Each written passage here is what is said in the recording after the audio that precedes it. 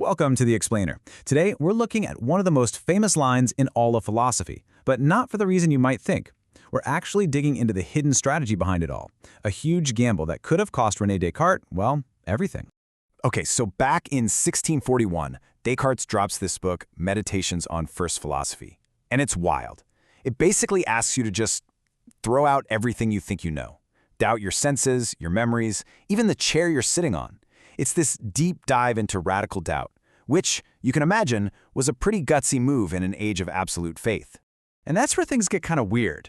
See, before Descartes even starts his argument, he writes this long, almost apologetic letter to some of Europe's top theologians. So you got to ask yourself, why would a book about pure logic need protection from the church?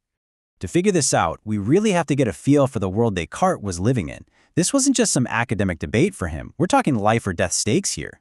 So he sends this letter to the Sorbonne in Paris. And you've got to understand, this wasn't just any old university. The Sorbonne had some serious power. They were like the gatekeepers of what was okay to think and what wasn't. And believe me, you did not want to get on their bad side.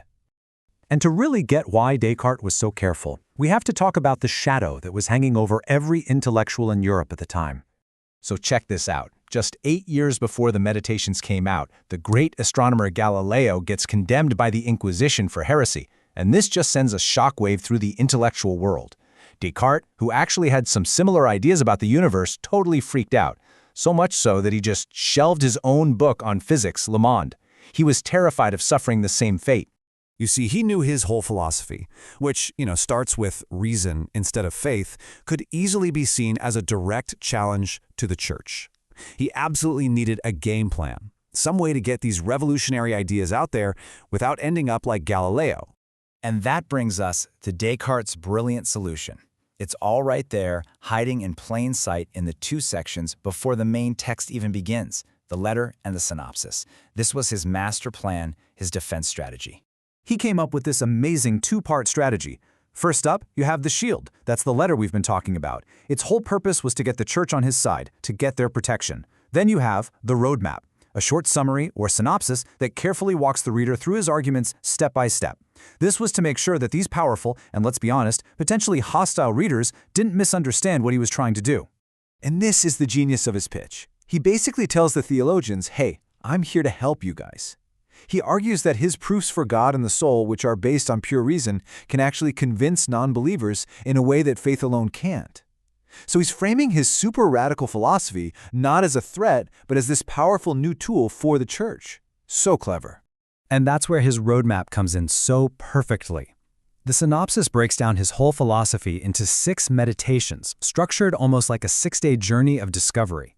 He's basically taking the reader by the hand and guiding them very, very carefully through his logic. Just look at how carefully he builds this thing. Day 1, he tears everything down. Just doubt everything. Then, from that pit of doubt, he pulls out one single certainty. I exist because I'm thinking. And what's the very next thing he does? Critically, he proves God exists.